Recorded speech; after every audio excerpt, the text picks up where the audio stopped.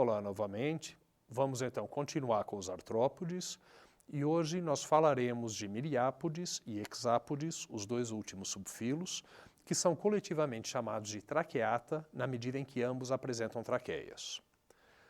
Bem, então, essa aula compreenderá os subfilos hexápoda e miriápoda e para começarmos então, os hexápoda são o maior grupo animal hoje, cerca de 1 milhão de espécies descritas de insetos e entognatos, que são um grupo muito próximo, e há estimativas de que esse número seja apenas um pálido reflexo, que na realidade a quantidade de insetos no mundo ou de hexápodes vai de 3 a cerca de 100 milhões de espécies. Isso inclui então dois grupos, entognata e insecta. Os insectas são os insetos propriamente ditos. Os entognatas são um grupo basal que apresentava, como o próprio nome diz, que apresentava as peças bucais dentro da cápsula cefálica. Então, ento, dentro, gnata, são as peças bucais, elas estariam imersas dentro da cápsula cefálica, então estariam aprofundadas, enquanto que os insetos as têm expostas. A tagmose, em ambos os grupos, apresenta-se na forma de uma cabeça, geralmente com 5 segmentos, um tórax com 3 e um abdômen que pode ir de 8 a 11 segmentos. Então vocês veem aqui um gafanhoto, a cabeça, essa primeira região, que vai apresentar os 5 segmentos, depois o tórax dividido em protórax, mesotórax e metatórax, que são os 3 segmentos torácicos, e depois aqui o abdômen, com segmentos claramente definidos, com pouca esclerotização, com pleuritos, então permitindo variação de volume, como já foi discutido nos outros grupos. A cabeça, então, apresenta todo o esqueleto fundido, formando uma cápsula cefálica, e essa cápsula cefálica vai ter os seguintes pares de apêndices. Em primeiro lugar, na frente, vai haver um par de antenas. Depois, aí não é apêndice, mas também vale mencionar, vai haver um par de olhos compostos com omatídeos e todas aquelas estruturas que vocês já viram anteriormente, e pode haver até 3 pares de ocelos. E aí depois, continuando com os apêndices, vai haver um par de mandíbulas, um par de maxílulas ou maxilas 1, só que como essas são as únicas que persistem, elas são simplesmente chamadas de maxilas, e o segundo par de maxilas está fundido, formando um lábio. Então, quando nós falarmos de maxilas em insetos ou em hexápodes, estamos nos referindo, na realidade, às maxílulas de outros grupos, para estabelecer homologia. Bem, o tórax, conforme eu falei, apresenta 3 segmentos. Eles são o protórax, mesotórax e metatórax. Cada um deles vai apresentar um par de apêndices articulados, que são as pernas, e sendo que além dessas pernas, dorsalmente pode haver 2 pares de asas, e esses 2 pares de asas estão sempre no meso e no metatórax. O protórax não apresenta. Os artículos dos apêndices, então. Se a gente for ver as pernas de um inseto, ela vai apresentar, o primeiro artículo vai ser a coxa, depois muito curto aqui nesse canto vai ser o trocânter, seguido de um longo fêmur. Depois vai haver a tíbia e vai haver um tarso multiarticulado. Alguns autores consideram alguns dos artículos portando garras do tarso como uma 6ª região, o pós-tarso. Isso é um pouco variável, vocês acham ambas as formas na literatura. Frequentemente, então, há 2 pares de asas, sendo que essas asas estão no mesotórax e no metatórax. Pode haver a perda de um dos pares de asa, pode haver a perda dos 2, então em grupos como pulgas, ou então outros grupos mais antigos, que seriam anteriores à origem das asas, não as apresentam. Então a perda de asas ou a ausência de asas não quer dizer necessariamente que o grupo seja mais basal ou mais derivado dentro de insetos. As asas, elas vão apresentar 2 mecanismos básicos de batimento, ou seja, mecanismos de voo. O mecanismo mais, digamos assim, mais primitivo, mais basal, seria o mecanismo direto, quando há musculatura inserida dentro da própria asa. Então, esse músculo vai da asa até a região ventral do segmento correspondente e a contração dele levanta a asa e a distensão a abaixa. Então, seria um mecanismo direto. A musculatura está inserida na própria asa. No mecanismo indireto, entretanto, o que vai acontecer é que são feixes musculares do próprio segmento, sem nenhuma ligação com a asa, que vão promover o batimento. Lembro que aqui em artrópodes, a musculatura ela é restrita, os feixes eles têm uma extensão curta e eles vão de um apódema ao outro, que são aquelas projeções do esqueleto para dentro da parede do corpo. Então, nesse caso, vai haver dois feixes musculares principais. A musculatura dorso-ventral, que promove o achatamento ou o aumento em altura do segmento, e a musculatura longitudinal, que promove, então, o encurtamento do segmento ou, então, a distensão dele.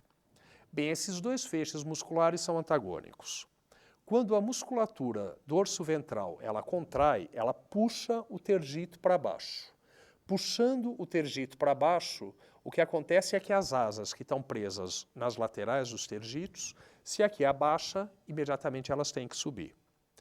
Por outro lado, quando a musculatura dorso-ventral se distende, então ela distendendo sobe o tergito, subindo o tergito, a asa que está na ponta dele acaba abaixando. Então, dessa maneira, a contração e distensão alternadas de musculaturas longitudinal e dorso-ventral de um mesmo segmento é que vão indiretamente promover o batimento das asas. O abdômen, então, vai apresentar cerca de 9 a 11 segmentos, não há apêndices locomotores, pode haver alguns apêndices modificados, que no caso, por exemplo, vocês têm aqui esses cercos, que são sensoriais, na região posterior, e pode haver outras estruturas envolvidas com a reprodução. Nesse abdômen, localiza-se a maior parte dos órgãos do corpo. Então, assim como foi dito para outros grupos, ele deve suportar variações de volume, em função de alimentação e digestão, em função de produção de ovos e etc. Então, aqui nós temos as placas esqueléticas com tergitos e esternitos relativamente esclerotizados, mas com pleuritos lateralmente, que são pouco esclerotizados, então permitem a variação do volume. Com relação ao aparelho bucal, os insetos apresentam uma variedade imensa de hábitos alimentares e os aparelhos bucais deles estão adaptados para isso, então eles refletem o hábito alimentar. Há muitos tipos de aparelho bucal, há muitos nomes, muitas estruturas especializadas e eu vou realmente falar disso o mais breve possível, só para vocês terem uma ideia do que a gente vê aqui. Mas o primeiro tipo de aparelho bucal mais comum, que seria da barata, do gafanhoto, é o chamado mastigador. Esse aparelho mastigador apresenta mandíbulas bastante fortes, serrilhadas. Outras peças bucais também podem ser serrilhadas e, geralmente, pelo menos o lábio vai apresentar palpos sensoriais envolvidos na manipulação do alimento. Então, vocês veem aqui as peças bucais de um gafanhoto, vocês veem as mandíbulas bastante esclerotizadas, bastante duras, com um serrilhado, e isso vai ser utilizado, então, para a trituração do alimento. Outro tipo de aparelho bucal, o sugador-lambedor, que ocorre em borboletas e em mariposas, ele caracteriza-se pelas maxilas apresentarem-se bastante alongadas, formando uma chamada espirotromba. Essa espirotromba é introduzida dentro das flores e vai ser usada para sugar o néctar. Geralmente as outras peças bucais estão ausentes, exceto os palpos labiais, que vão ter função sensorial. Então vocês vejam aqui, essa longa espirotromba, ela vai ser formada pela expansão, então, das maxilas. E a única outra peça bucal que se vê são os palpos labiais. As abelhas, elas apresentam uma mistura de aparelhos mastigador e sugador. Isso porque elas absorvem néctar, que é líquido, então que vai ser sugado pela ação das maxilas e do lábio alongado, conforme vocês podem ver aqui nessa figura, as maxilas e o lábio alongado, enquanto as mandíbulas, elas também são fortes, também são desenvolvidas, porque além de sugar o néctar, esses animais eles manipulam grãos de pólen com as mandíbulas e a própria cera dentro das colmeias ela é manipulada para formar os favos e todas as estruturas com essas mandíbulas. Outro tipo, o sugador picador de mosquitos e de diversos tipos de insetos que se alimentam de fluidos de vegetais. Ele vai apresentar, então, um longo rostro dirigido para baixo, um bico dirigido para baixo e alojando as peças bucais, todas elas muito alongadas e frequentemente transformadas em estiletes. Então, tanto pode ser o aparelho bucal de um percevejo ou de um pulgão, de um animal herbívoro, como podem ser as formas hematófagas, como o mosquito. Então, vocês veem aqui esse estilete, todos esses estiletes das peças bucais, eles vão estar alojados num longo rostro e eles vão ser introduzidos, então, dentro do hospedeiro, caso seja um inseto hematófago, ou do vegetal. E vai ser uma alimentação por sucção. Frequentemente, os animais que são hematófagos, eles também liberam uma saliva que vai ter anticoagulantes, e vai ter analgésicos, e vai ter outras substâncias. E é nessa saliva que muitas vezes vêm juntamente alguns parasitas, quando esses animais são parasitas ou hospedeiros intermediários de alguma doença. O tipo embebedor, não sei nem se a palavra mais correta seria essa, mas é o aparelho bucal de moscas, que eles vão apresentar um labelo muito, muito esponjoso, cheio de canalículos internos, através dos quais o alimento líquido é absorvido por capilaridade e é conduzido até um canal que vai em direção à boca.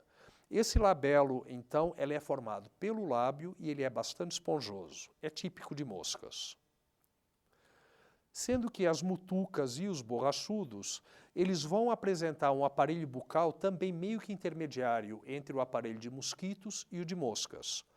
Eles absorvem sangue também, eles vão ser hematófagos e eles vão ter as mandíbulas perfuradoras bem adaptadas em estiletes, conforme descrito para o outro grupo. Só que eles também apresentam labelo. Então, enquanto os estiletes fazem a ferida, o labelo, então, encharca-se de sangue e absorve esse sangue para a alimentação dos insetos. Com relação ao trato digestório, como em todos os artrópodes, ele vai ser dividido em 3 regiões, a região anterior, mediana e posterior, sendo que a anterior e a posterior, ambas são originadas de invaginações da ectoderme. Então, temos um proctodeu na parte posterior, procto, que é o prefixo para ânus, e um estomodeu na parte anterior. Stoma é o prefixo para boca. Sendo que a região mediana, ela vai ser protegida do atrito do alimento, isso porque a anterior e a posterior, obviamente, estão revestidas de cutícula, mas a mediana não. Só que a mediana, para protegê-la do atrito do alimento passando, vai haver a produção de uma membrana peritrófica que vai envolver todo o alimento. Isso é característico do grupo. Essa membrana, obviamente, ela é produzida ao longo de todo o tubo digestivo. Então, o alimento sempre vai estar envolto por essa membrana, que é permeável à passagem das enzimas. Mas nas outras regiões, no proctodeu, que é o posterior, e no estomodeu, que é o anterior, além dessa proteção, há também a cutícula, então acaba não sendo tão importante. Na região mediana, sim, é que a membrana peritrófica protege a parede intestinal do atrito com o alimento. Então, vocês veem aqui, vocês têm a região toda do tubo digestivo. A região anterior frequentemente encontra-se especializada, formando um papo para armazenamento. Pode haver um proventrículo para a trituração do alimento, tudo revestido de quitina, então tudo com dentes, principalmente a moela, que seria para a trituração, ou proventrículo. A partir daí há a região mediana. Essa região mediana é o principal local, então, para a secreção de enzimas e absorção de nutrientes. E, finalmente, a região posterior, que é marcada, então, pelo aparecimento dos túbulos de Malpighi, que a gente vai falar depois, mas são evaginações do intestino posterior, e depois o reto e o ânus. A circulação, como em todos os artrópodes, é uma circulação aberta. Há um longo coração dorsal que se estende por 9 segmentos, sendo que a cada segmento vai haver um par de ósteos e vai haver uma aorta anterior levando o sangue, então, em direção à cabeça. A respiração dá-se por traqueias, e essas traqueias, vocês já sabem, que são sistemas de canais que vão desde a superfície da epiderme e vão se invaginando para dentro do corpo, ramificando-se e chegando próximo a todos os tecidos. Esse sistema de canais ele é revestido por cutícula. E vocês veem aqui, no esquema desse inseto, como forma-se realmente uma rede imensa de tubos e canais que parece até um sistema circulatório. Mas não é, são canais levando o ar próximo a cada tecido do corpo. Tudo revestido de quitina e esse revestimento de quitina é trocado junto com o esqueleto antigo a cada equidise. Agora, com relação à excreção, nós temos dois métodos aqui. Uma é através dos túbulos de Malpighi, que eu acabei de falar, que são evaginações da parte posterior do intestino. Essas evaginações ficam mergulhadas dentro da grande cavidade hemocélica dos animais e vão absorver, então, os resíduos nitrogenados, produzir ácido úrico e eliminá-lo através das fezes. Esse é um dos métodos. O outro método é simplesmente acumular cristais de ácido úrico num chamado rim de acumulação, que são os corpos gordurosos. Então, todo aquele tecido, não sei nem se seria a palavra, mas aquele creme branco que a gente vê quando esmaga uma barata, equivale exatamente a esses tecidos gordurosos, que são rins de acumulação. O sistema nervoso vai ser o típico também de artrópodes, com esse cérebro trilobado dorsal. Depois vai haver um anel circunentérico, então ao redor do tubo digestivo.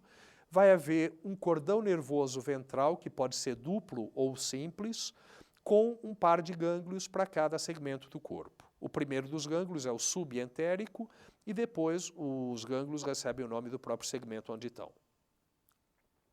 Há uma variedade imensa de órgãos sensoriais, como seria de se esperar num grupo tão ativo, e eles percebem estímulos mecânicos, químicos, luminosos, térmicos, hídricos, tal como a presença de água em ambientes bastante secos. Então, praticamente todos os tipos de sensores são encontrados em insetos. São animais dioicos, os rituais de corte podem ser bastante complexos e geralmente a transferência de espermatozoides é indireta através de um espermatóforo. A partenogênese ocorre em diversos grupos, inclusive abelhas, eu acredito que vocês saibam, que os machos são haploides e eles são quase que parasitas e eles servem apenas para a função reprodutora, e todas as abelhas mesmo, elas são fêmeas. Então, os machos, eles são produzidos apenas para a fecundação da abelha rainha e depois, a partir dessa fecundação, é que há toda a formação da sociedade através da alimentação das larvas com diferentes tipos de fontes. E os machos, então, seriam partenogenéticos, seriam haploides. Com relação ao aparelho masculino, vai haver, então, um par de testículos. Esses testículos, eles vão ser ligados por dutos espermáticos até vesículas seminais mais alargadas. Aí as vesículas seminais recebem a contribuição de glândulas acessórias para a produção do espermatóforo e o conjunto funde-se num único átrio que leva a um pênis, e esse pênis é eversível a partir do 9º segmento abdominal. No caso das fêmeas, vai haver ovários com ovaríolos, então cada ovaríolo seria quase, a comparação assim para a gente ver, seria um cordão de salsichas. Cada ovaríolo teria uma série de constricções ao longo da extensão, de maneira a definir diferentes regiões. Existem 8 ovaríolos, cada um deles produz um óvulo. Os ovaríolos, então, eles são ramificações da parte final do ovário. O ovário, ele vai ser ligado por ovidutos até esse átrio genital, onde se abrem também as aberturas das espermatecas, que é onde estão armazenados os espermatozoides recebidos na cópula, e também as aberturas de glândulas acessórias para produzir a casca do ovo e para produzir também outros elementos necessários. E, finalmente, isso tudo se abre por uma vagina no 8º segmento do animal. Então, vocês veem aqui a região da fêmea com esse gonóporo ou vagina no 8º segmento, um ovo positor pode ser frequentemente encontrado para depositar os ovos, enquanto o macho vai ter o pênis no nono segmento abdominal. Há 3 tipos de desenvolvimento, então o mais simples seria o ametábulo, que do ovo eclode um jovem que já é praticamente igual ao adulto, e as diferenças que houver são principalmente com relação à maturidade sexual, e isso ele vai sendo cada vez mais próximo do adulto a cada troca de esqueleto, a cada ecdise. Os hemimetábulos apresentam o ovo, do qual eclode uma ninfa. Essa ninfa ela é bastante semelhante ao adulto, mas ela ainda não tem as estruturas todas formadas. Então, por exemplo, asas, a ninfa não tem, ela vai ter brotos alares. E a cada troca de esqueleto, esses brotos vão estar maiores e mais parecidos com o do adulto. Até que, finalmente, na última ecdise, a ninfa se transforma num adulto plenamente formado. E os insetos holometábulos, que têm a metabolia total, a metamorfose total, esses apresentam, então, um ovo do qual eclode uma larva. Essa larva geralmente é uma lagarta ou algo semelhante, tende a ser vermiforme. Essa lagarta tem hábitos alimentares diferentes do adulto, e esse é um dos grandes motivos do sucesso desse grupo. Então, não há competição entre adultos e larvas. Finalmente, a larva acumula uma grande quantidade de alimento e então ela vai se transformar no adulto. Para fazê-lo, ela secreta fios de seda ao redor e produz uma pupa, ela empupa-se, ou fios de seda ou outras estruturas, há variação também quanto a isso.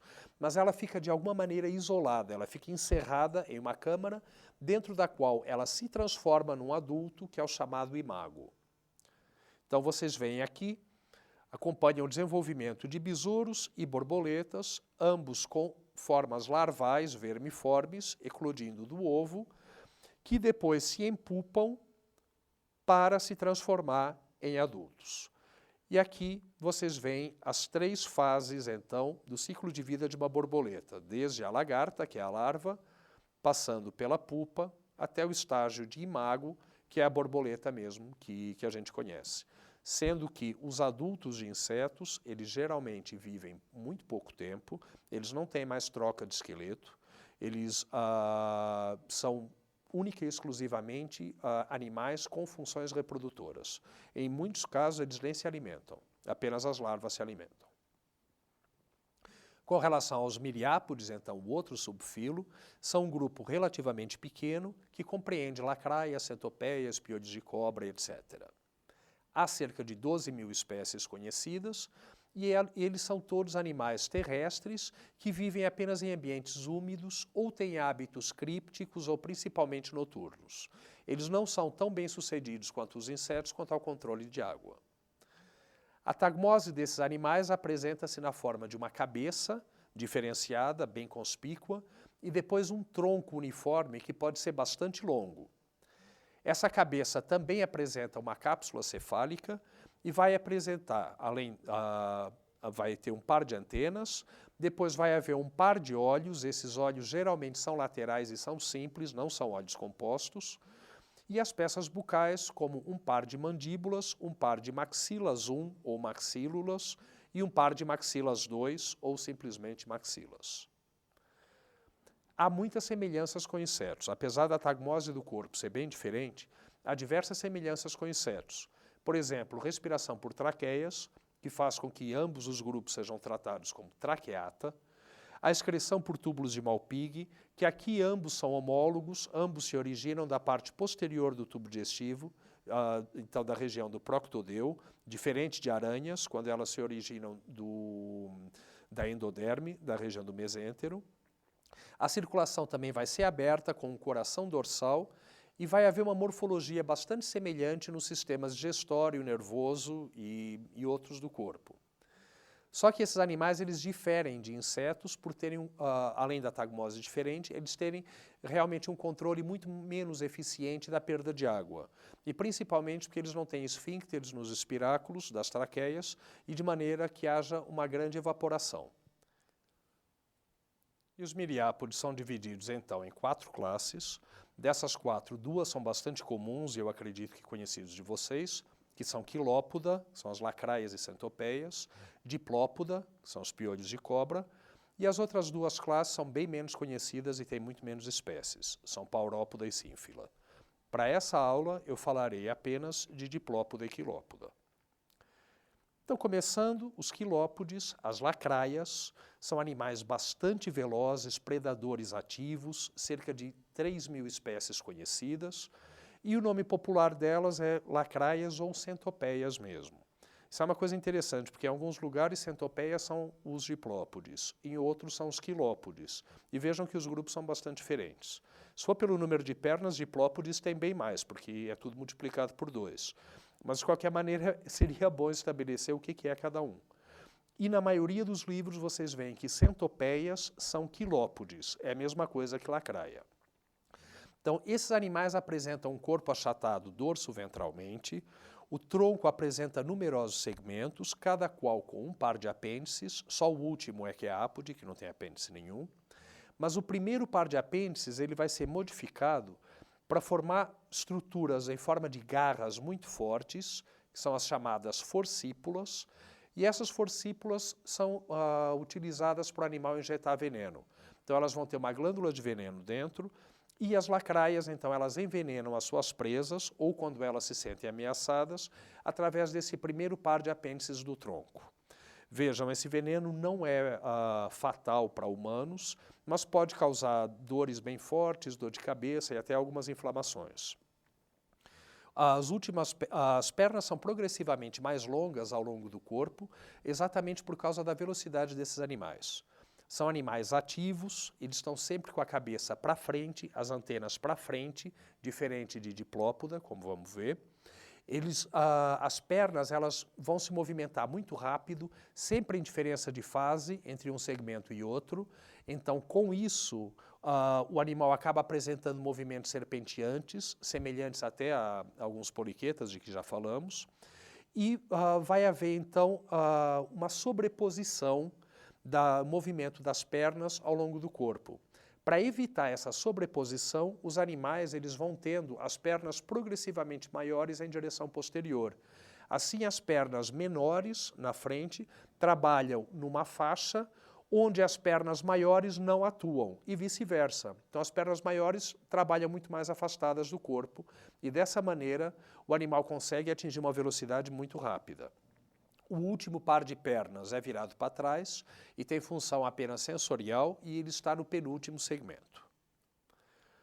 Então, conforme eu disse, o primeiro par de apêndices é modificado em forcípulas e o último par é sensorial. E eles são dioicos com transferência indireta de espermatozoides e o desenvolvimento pode ser direto ou indireto. Com relação aos diplópodes, o próprio nome já diz, diplo, dobro.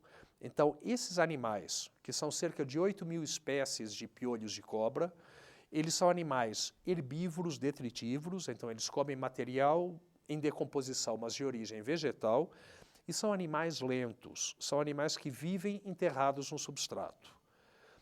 Eles apresentam, então, um corpo cilíndrico, vão ter uma cabeça bem diferenciada. Essa cabeça a gente vai ver que ela é virada para trás, é diferente das lacraias, que é virada para frente.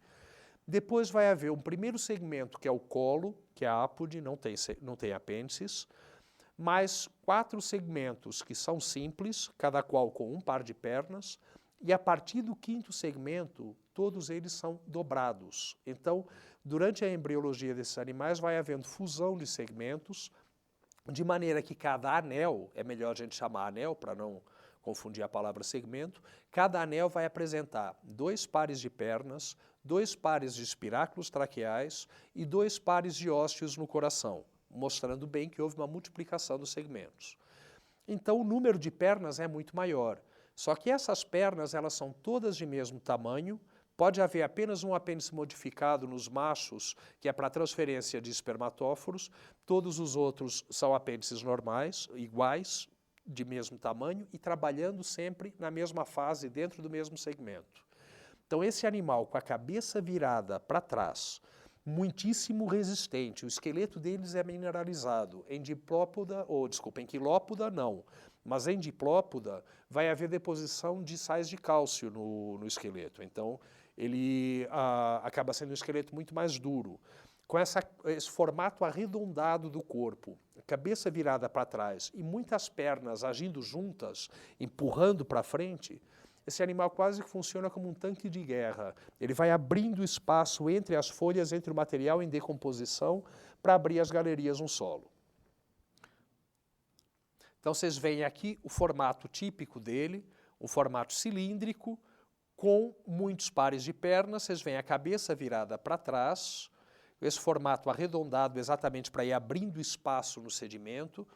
O colo é ápode, depois vai haver os segmentos aqui simples e depois os diplosegmentos até o final do corpo. Há apenas o único par de pernas modificado são os gonópodes nos machos, no segmento 5, para transferência de espermatozoides, e vai haver glândulas repugnatórias nesses animais ao longo do corpo inteiro. Essas glândulas repugnatórias, elas são laterais e exalam um cheiro bastante forte até. São dioicos também, vai haver transferência indireta de espermatozoides pelo espermatóforo e o desenvolvimento é indireto. Para concluir artrópodes, falemos só um pouco da filogenia deles, há muitas hipóteses, mas essa hoje é uma das mais aceitas. Coloca, os trilobitomorfa estariam ainda mais na base, mas dos viventes, os queliceriformes seriam o grupo mais basal. Depois nós temos os chamados mandibulata, que são animais que apresentam mandíbulas, onde nós temos crustáceos, e os traqueata, que seriam hexápoda e miriápoda. Só que estudos recentes e diversos estudos recentes, isso ganha cada vez mais força, estão dizendo que, na verdade, os traqueatas se originaram de dentro de crustácea. E, portanto, crustácea seria parafilético. Com isso, todos os traqueata passam a ser automaticamente crustáceos. E, dessa maneira, os grupos insecta e miriápoda estão dentro do que hoje nós chamamos de crustáceos. Essa parece ser a visão mais moderna. Muito obrigado a todos e espero que acompanhem a última aula desse curso, que é a de equinodermatos.